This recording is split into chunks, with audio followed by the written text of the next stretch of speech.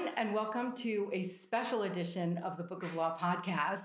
Today, Patrick and I are together at CheckAlt's headquarters in Valley Cottage, New York. It also happens to be my birthday, hence the decorations that my team generously created for us. Thank you. She looks amazing for 30, everybody. 29. I'll take it. My team also made me this really cute mug that says Chaos Controller, which I think is awesome. I love the word chaos. So, Chaos Controller. And now you are. Should we have an episode on chaos? I think everyone should work hard on being a master of chaos. Yeah. And you are a star. Well, master of chaos controller, not of chaos creation. No, not creation. Management of. Management of. Well, we've got a great episode for you today. What we're here to talk about is EQ and IQ, why it matters to have a little bit of both. How do you figure out which one you tend to gravitate towards, and then how to get to ideally the middle. I'm going to start out with a little bit of the science behind emotional intelligence and emotional quotient, and then we're going to tell you some real life stories about the good, the bad, and the ugly. How does that sound? Sounds good. Okay, so this is the text that I actually found deep in the depths of my bookshelves. Emotional intelligence, this was popularized by Daniel Goleman in the late 90s. I think it was 1997. And there were two psychologists that actually did the original research, and then Dan Goleman popularized it. And it's become kind of a buzzword in corporate America, right? What's your emotional intelligence? What's your EQ? What's your IQ? And it's interesting that it has been proven that emotional intelligence is one of the biggest predictors of success. So that they know. But what we don't know is how do you actually measure EQ, right? So you can do a psychometrically valid test on your IQ, right? Not the ones on BuzzFeed, but like the ones that are like facilitated by experts, and they will tell you what your IQ is. And there's different ones for different ages and developmental stages. But to my knowledge, and according to the research that I saw, nobody has really figured out how to score yourself on emotional intelligence. So we really don't have a way to measure it. It's still kind of subjective. But we do know that it's important, and we also know what it is. So let's start out by talking about what emotional intelligence is. So there's really three parts to it. The first is being aware of your emotions and the emotions of the people around you. We talked about that a lot last week, right? We covered that. And you're going to see a thread that flows through.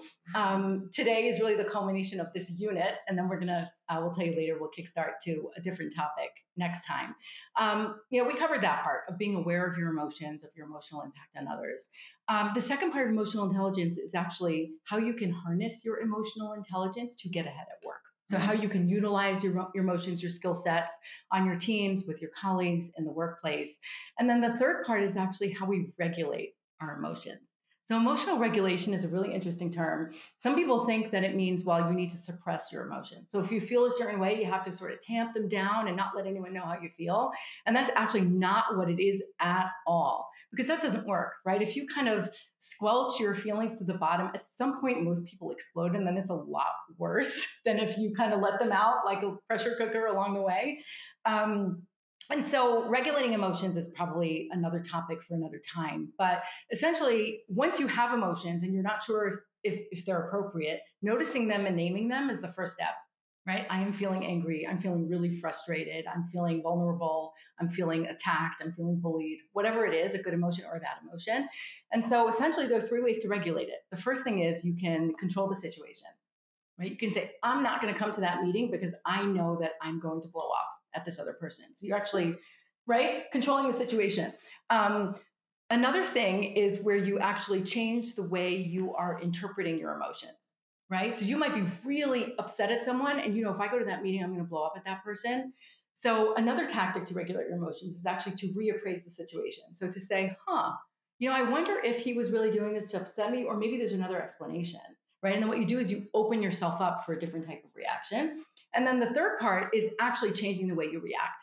So you're going to be angry. You have to go to the situation where you're going to be confronted with somebody who's going to make yourself angry. And so what can you do to make sure that you don't express your emotions in a way that will be hurtful to other people or damaging to yourself?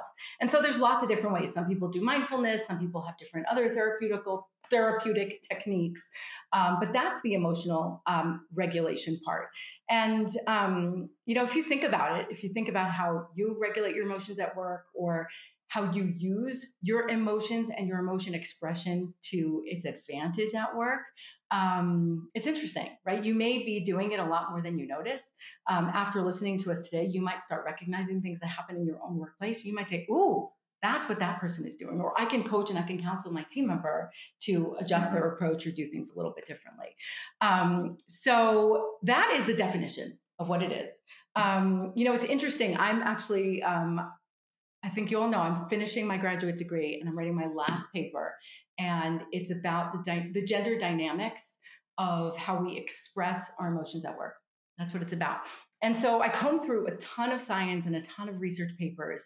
And what's really interesting is a lot of the researchers agree that men and women have the same emotions as each other, right? We have the same emotions. The difference is how we feel comfortable or allowed to express them. So the official term for this is display rules. What are the display rules for your emotions? And they're different for men and women. They're different for men and women. So for like example, you're saying this, the research show this, or both? Both. Okay. Have you seen that in your experience, in your lived experience? Yeah, every day. Yeah, right. So the two emotions that the research that I've seen focuses on is anger and happiness. So men are much more likely to express their anger at work than women, even though women also get angry, right? Women are not like all serene beings. And by the way, when I say men and women, it's many men and many women. Obviously, there are outliers. We're not completely generalizing or stereotyping. And then women tend to feel more comfortable displaying their happiness at work. So it's interesting. There's a lot to unpack here, and keep pulling on that. Yeah. Share more on Okay. that. Because I think it's interesting, and it doesn't get talked about enough. Now, I've had many a dialogue with female coworkers, leaders, associates, my wife, our daughter, my sister. Like, I love getting their insight on what work is like for them. Yeah. So I think a lot of it has to do with representation in the room, right? So if you are an only, and my friend Olivia, who I think should be a guest on our podcast once, yeah, for sure, she loves to talk about onlyness. Like, what is the dimension of experience when you are the only one in the room? You're the only woman in the room, the only person of color in the room. She coined the word onlyness. I think she may have coined it, but she talks about it a lot, and she has incredible insights.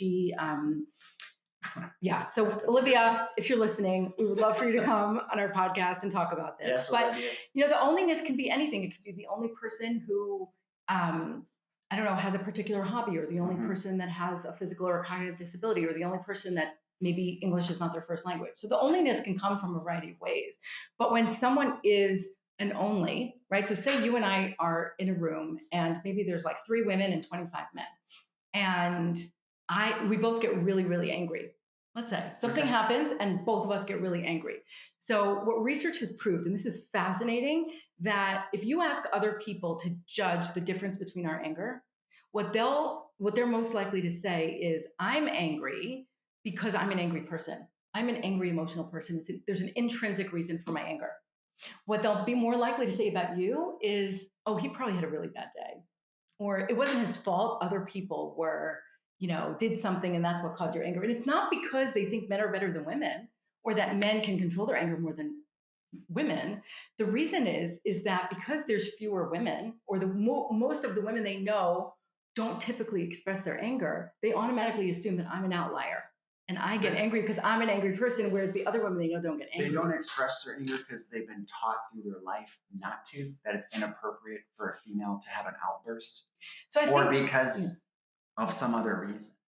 So in the evidence that I've seen, I don't think there's a physiological answer to it. I think it's years of socialization and the culture. That's what I'm saying. And the unwritten rules, right, that we find ourselves in. Okay.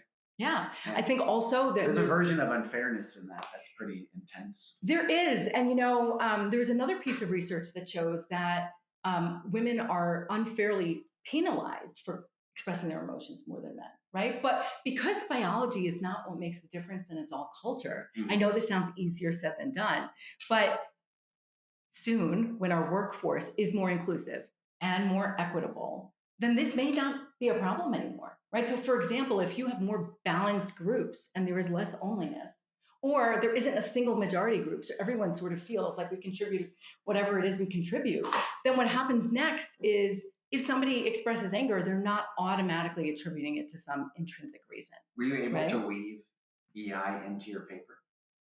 So I did. The focus was not necessarily on the expression of EI. The focus is what kind of research could be done to further this concept. So that was interesting. Another, some other examples were that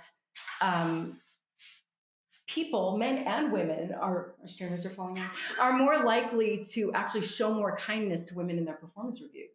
Really? Because women typically will express more warmth than men, typically, not always, obviously. And so what that means is, as a reviewer, you may be less likely to give your female employees more candid feedback, which actually holds them back if they're not getting the input and the development guidance that they need. So this is really, really interesting. What's really interesting is that in some situations, obviously, you may not be able to win. There's some cultures, back to what we talked about the other week, where the unwritten rule is that you don't express your emotion at work. Like if you're having a bad day, nobody needs to know about it. And then there are other places. I never learned that lesson. Did you never learn that lesson? I don't think I ever learned that lesson. Tell us more. No, you can finish it and I'll jump into some of the practical. Okay, you'll hear more about it after. But what that means is maybe people feel like they have to regulate them to match other people. Maybe if they see all of the executives being like super stoic, right, and not sharing when they had a bad day, or not admitting to a mistake, or not showing vulnerability, right, which is another concept that we've talked about. Then what happens is everyone says, oh, well, those are the rules.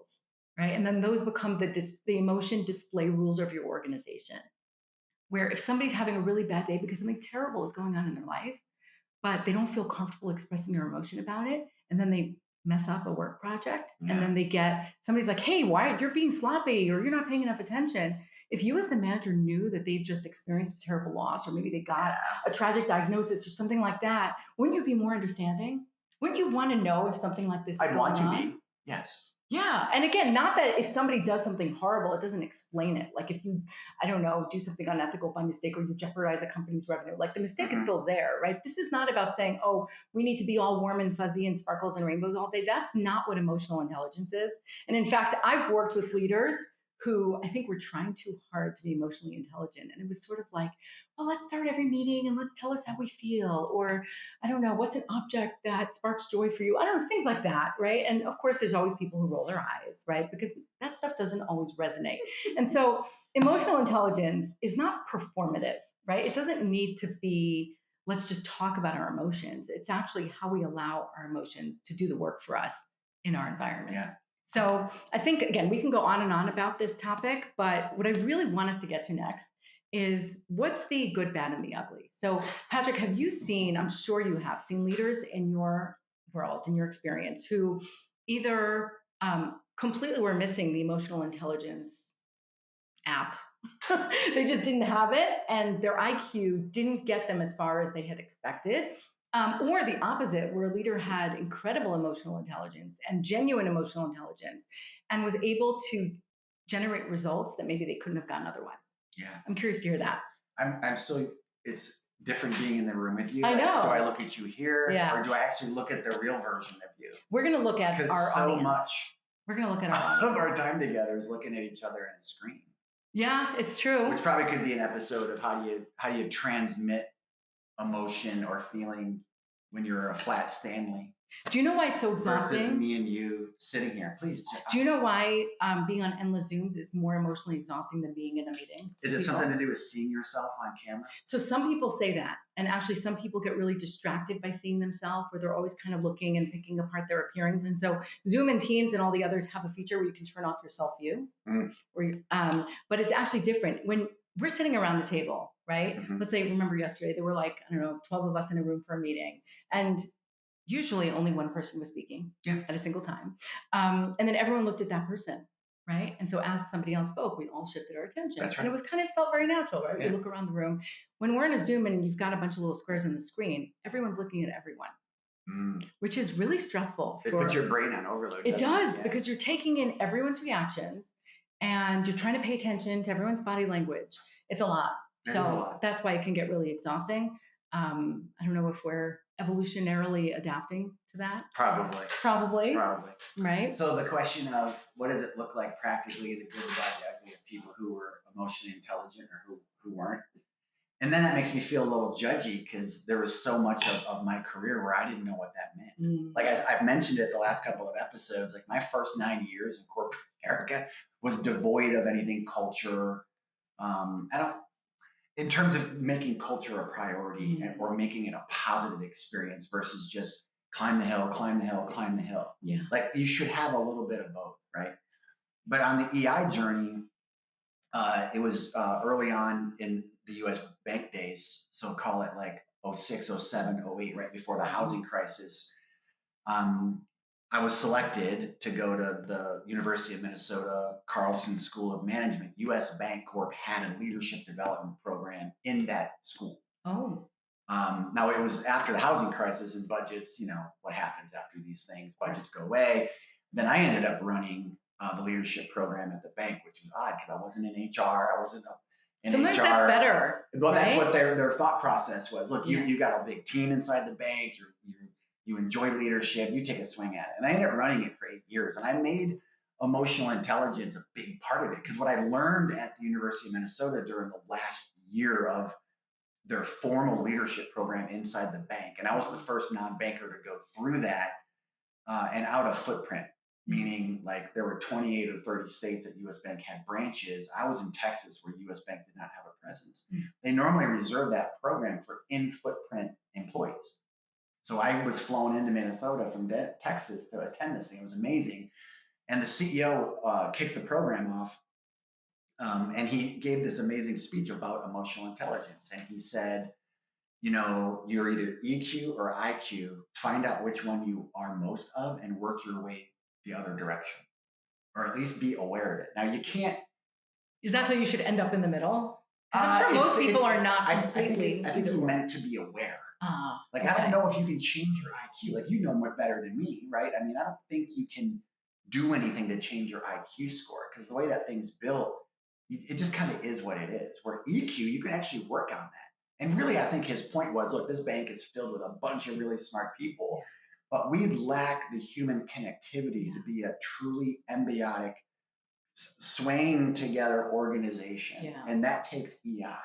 And his hope for that program, and I remember it very clearly because I was sitting in the front row and he was tapping his finger as he was speaking on the table I was sitting at. It was probably like a rhythm thing or what he does when he talks in public. I don't know. But I remember him tapping the table gently. And because I was so close to him. I think tapping is a therapeutic technique. I think that's what he was doing. It deals with, I don't know exactly which pathologies it deals with. I do it. Like when I publicly speak, I'm always touching something. Like I try not to make it a distraction or I'm moving. Yeah. Anyway, so it really landed on me. And it was, I want to say it was 6 months, 7 months, whatever the program length was. We spent a lot of time on getting to know who we are as people. Now, if you guys heard what I said last week about Farr and Associates, which is now called Truist Academy, because Truist Bank was BB&T, and BB&T bought Farr, and that whole leadership program at High Point moved to Truist. But in that program in 1999, so think about that, like almost 10 years before I ended up at the University of Minnesota for this bank thing, they were really big into what are you bringing with you? Like, what is your first emotion that walks in the room before you? Because there is a perception of you.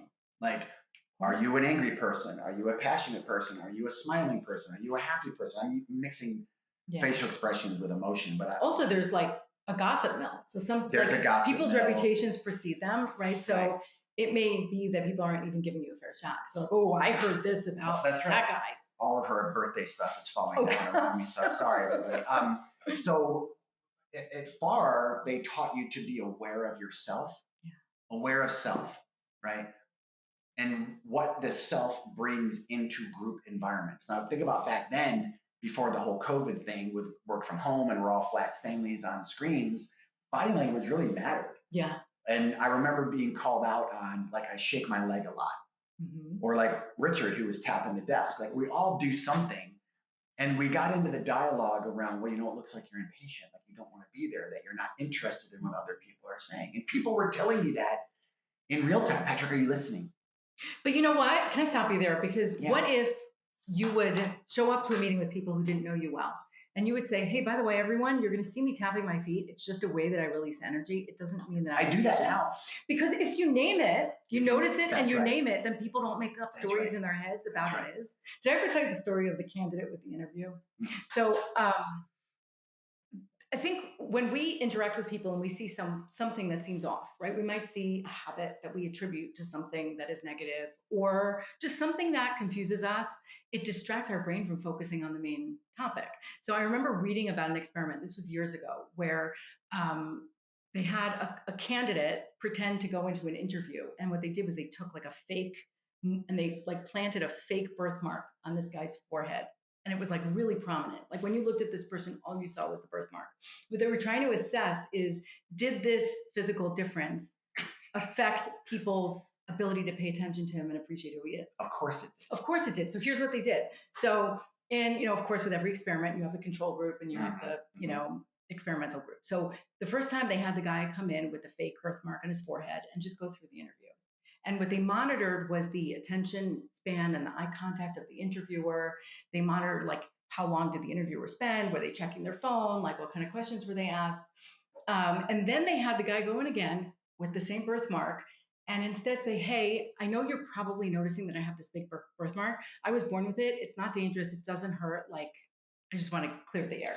And then people stopped looking at it. And then what happened was that interview went significantly better. That's right. Because the interviewer wasn't like, imagine, like, what is this? Is this guy in pain? Like, what does it mean? And they also saw that he was just really comfortable with himself and talking about himself. Right. So I always wonder, like, sometimes it's better to just call it say out. it. Yeah. Call it out.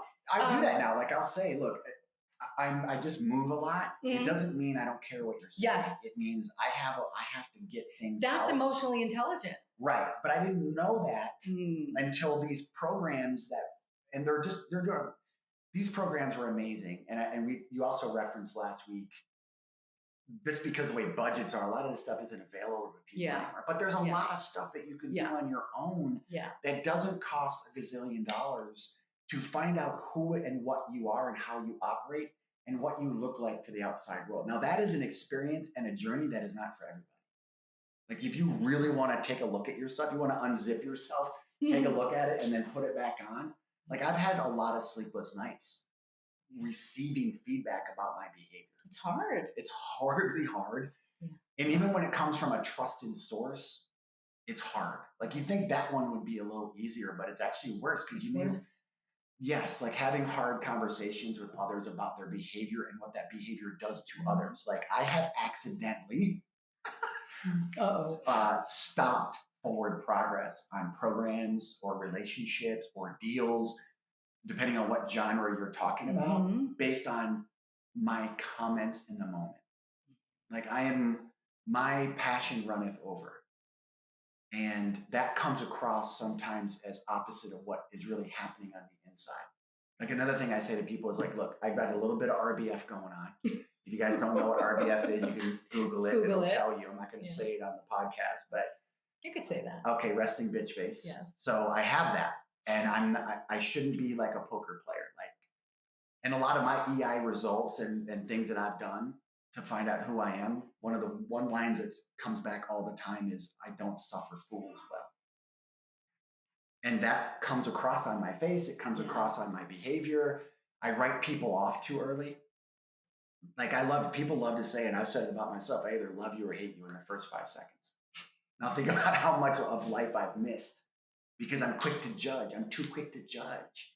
And then when you start peeling back those layers of why am I too quick to judge? And there's not a couch in her office, so she can't give me therapy. Like we're going to do the podcast. We're going to do a session on unconscious bias, and also about Danny Kahneman, who's a Nobel Prize winning behavioral economist who just passed away a couple weeks ago. Wrote a book called Thinking Fast and Slow.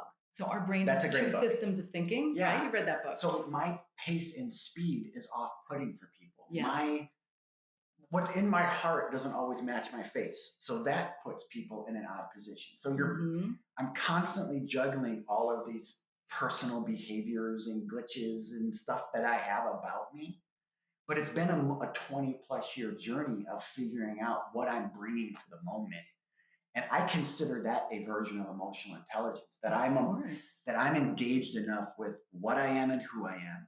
I've had to learn to be happy with it. There's a lot about me I can't change, but I can maybe blunt or downshift.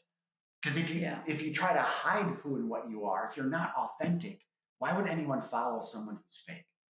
Yeah. And the people who know me the best, and you and I have gotten to know each other in a really short amount of time. Like, we're coming up on really a year here real quick of working together.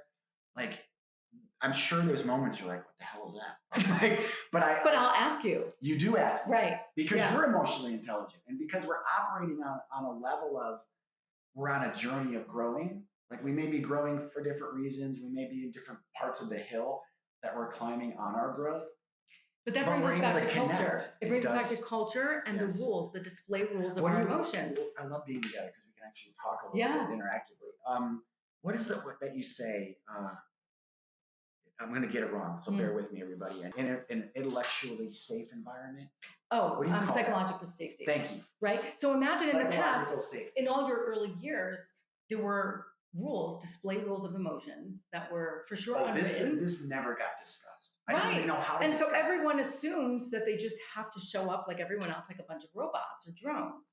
And it's ironic, as we become more, as we introduce more robots into our lives, we allow more differentiation in humans. Yes. Right? So, and again, we are all constructed differently. Our brain chemistry, our personalities, right, are all different. And you've watched me in person, through a screen or in person, get emotional about a topic. Yeah. Like, if I'm talking about my son, who's a special needs kiddo, love him to death, but he touches our heart in a unique way, in a great way.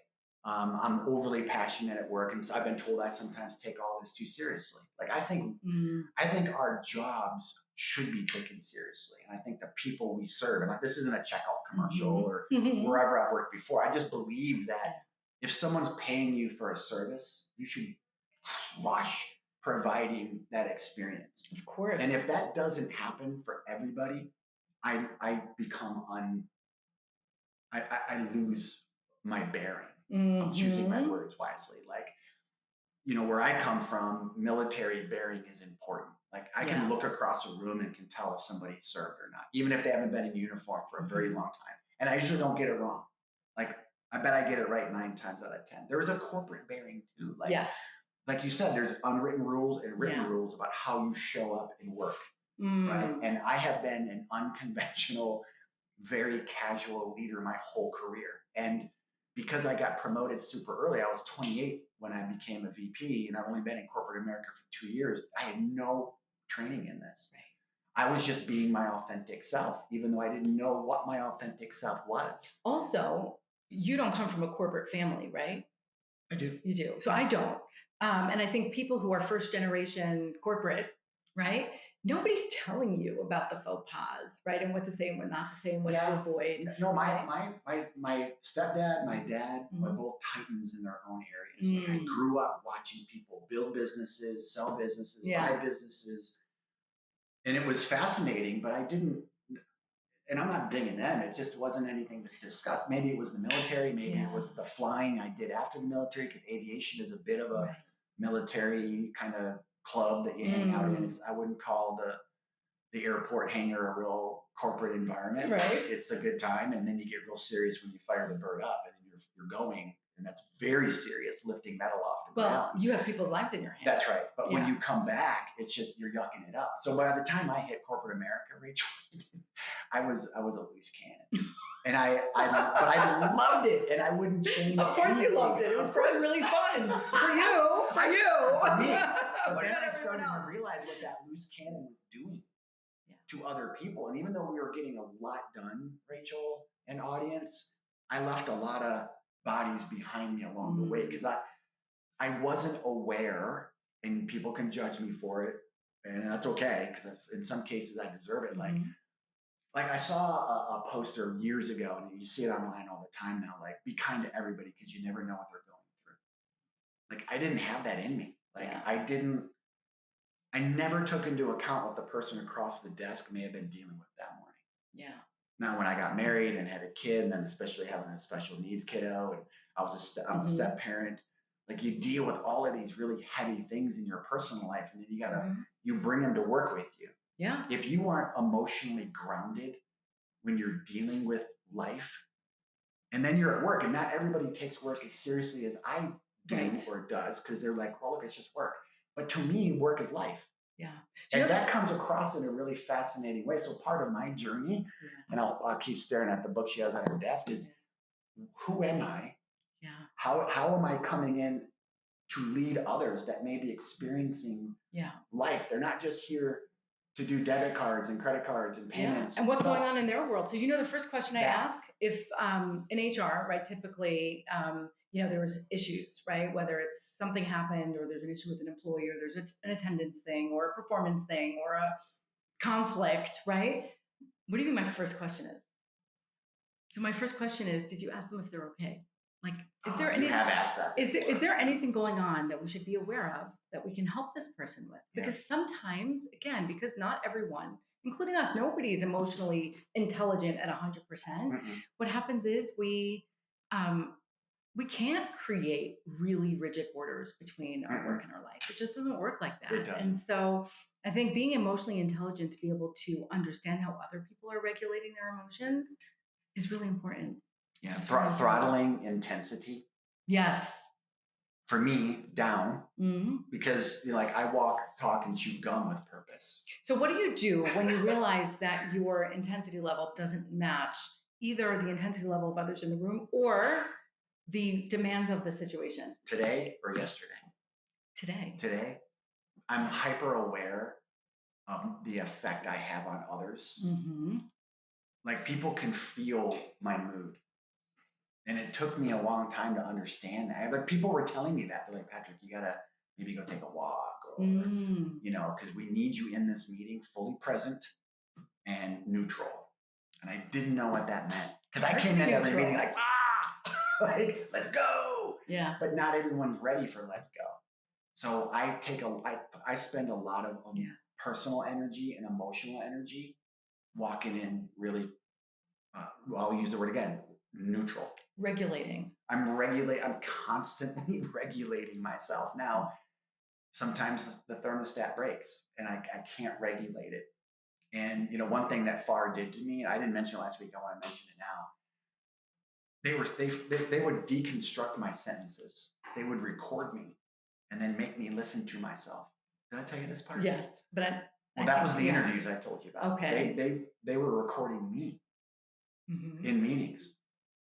And then they would play it back. And because I was so running down the road like a crazed man, I forgot I was even being recorded. So when you forget you're being recorded and then you listen to yourself, you're like, oh my God. And then you deconstruct the sentences. But you know what that's like? It's like, I'm going to mess up the sports analogy, but it's like watching game tape. That's right. Right? Where you're saying, what did I do? How did I act? And then you can see yourself from another perspective and then know how to do things differently next time if needed. But what it did to me was like, now I don't need to do that anymore. I'm not deconstructing my sentences. But I'm really focused on my word choice. And that's exhausting too. Like working your emotional intelligence is tiring.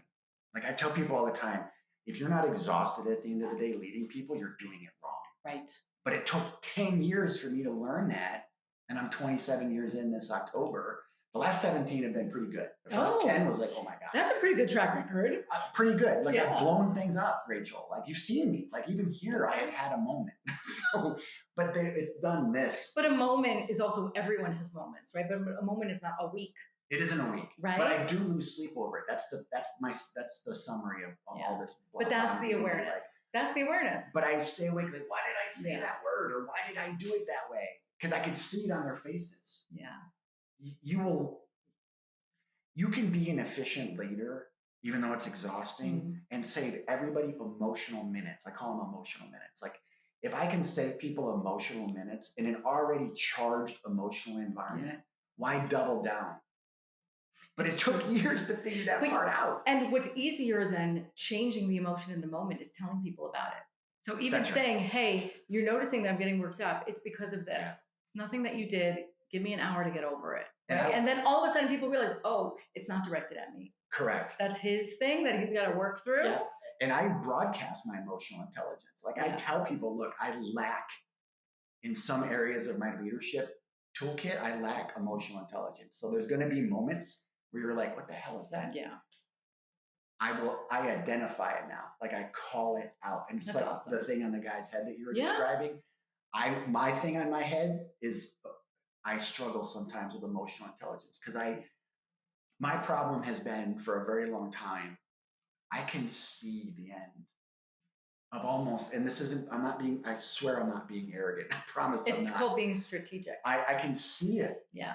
And from here to there frustrates the hell out of me because I know. You know how the story's going to end, and you just want to clear the hurdle. I know how to get to the end of the story. It's not just I can see the end. I know how to get there, and not everyone has that capability. Yeah. And when you're working in a team of teens, and everyone's having a different moment in life. It's true. Divorces, death of a parent, bad grades for your kids, a sick kid, whatever's happening in your life. And then we come to work for our paycheck, which is very important, everybody. Yeah. And where does it fit in? Oh, I didn't get that project in on time. Or, hey, I didn't get that TPS report in. If you know the movie reference, put it in the chat. That was a great movie. The TPS report is like, but so finding a way to get a team of teams to all march together, that's where this I don't suffer fools well comes in. And these people aren't foolish, they're just living their life. That's just a phrase that comes out of their report when they do a personality test. But me being aware of that, facial expressions, body language, concepts, empathy. Like I lack empathy in a lot of areas, and that's a whole other probably podcast too. But you can't fake having empathy, but I can be aware of myself in the moment to say, hey, be nice to that person. You don't know what they're going through. And you can still get here. And you may actually save time and kill your deadline by removing friction that's an emotional baggage of yourself in the room. Just by being aware of what this is. It doesn't matter if you have high EI or low EI or medium EI. I believe 3/4 of the battle is being aware of the EI. And then you can focus. Like EI 2.0. Yeah. Have you done that? I don't think so. Bella, our producer, I'll actually send a picture of the book and we'll put the link in the chat. I want to say it's like a $14 book. It's just like StrengthsFinders. I'm sure there's an online version. Yeah, we'll get it. I'm sure there's an online version. And you can take a self-assessment for $14. Cool. And it spits out what it says your emotional intelligence is. I think it asks you 15 to 25 questions, whatever it is. And I've done that in my teams where I've bought EI 2.0 for my teams and just had Laura, my EA, send it out to everybody. And then I wanted to talk to people about their EI if they were willing. Now HR, the HR leaders I had in my past were like, God, you can't just do that. I'm like, I'm all about asking for forgiveness later. Obviously, you shouldn't pressure anyone. No, I never did. Right. But I liked the dialogue of where they were. And I would just share my results first. Like, here's my EI. I'm low here, I'm high there, I'm medium there. This is what it's going to look like in a meeting maybe. And when you get people talking like that, even if maybe not everyone has interest in the stuff like you and I do, Rachel. I mean, we're doing this because we actually enjoy this part of the job. Yeah. But even the people who may not be natural at understanding who they are or talking about leadership or engaging in strengths and weaknesses, it's an interesting dialogue to have. And you don't have to have it all the time. But it's a very strong message to send people that we value these dimensions of your identity and your experience. If you had to guess, are people generally happier during their teenage, middle years, or as they get older? When are people more happy? I think older people are happy. Older people are happy. Why? Because they have experience. Okay. They have things to weigh against. They've seen the highs and the lows and the mediums and everything in between. And if they've made it out okay, whatever that means, they're probably grateful they made it out. They are. Also, as we get older, we savor the time we have left, right? It's like that last day of vacation, you're trying to soak in all the sun, right? That's why the 28-year-old leader is not the 50-year-old leader. Yeah. And you need different leaders for different growth stages and for what is our different next episode going to be about? Oh, our next episode is going to be what we wish we knew when we were just starting our career. But our today's self. Our today's self. Talking to that version of ourselves. Yeah. And that's part of it. Like as a 28-year-old, I don't think I would have been able, I wouldn't even be able to sit with you in dialogue on this. Mm-hmm. Well, you wouldn't think it was important. I wouldn't have thought it was important. Right? Now I think culture, leadership, EIEQ, all of the things that we've been talking about are grounded in who the people are inside the culture. Like picking teammates like when you and I are looking for talent, it's one of the first things we discuss, isn't it? Will they fit in the system? Or will they add to the system? Will they add additive, right? We don't want detractors of culture. We want additives to culture. Yeah. So I think people should like spend the $14 on EI 2.0. I think it's a Gallup tool, just like SF. Oh, is it? And we're not paid by Gallup. We just like the product, and it's $14. Okay, I'm gonna check it out. And you can figure out a little bit of emotional intelligence and where you need to work. Amazing. Well, thank you so much for joining us today. Next episode will unfortunately not be in person unless I don't know. I'll be in San Diego. Ooh, I would want to for our next recording. Visiting a very important partner of ours. San Diego might be a reason to travel. We're going from Where's Waldo to Where's Patrick. My travel has been pretty intense. You can be Carmen San Diego. Remember her? I could be. Okay, so next time we're going to talk about what our current selves wish we would have known back when we were starting out in our careers. And it's a really timely topic for graduation season. Right now I love watching commencement speeches because they're always so inspirational, right? And if any of you are figuring out what you want to do next, or as you launch your careers, or as children in your life, young adults in your life launch their careers, some of our learnings might be valuable. Maybe be comfortable being uncomfortable, everybody. It's part of the leadership journey and the education of yourself. Yes. We appreciate you listening. Thanks for joining us. Have a great day, everyone.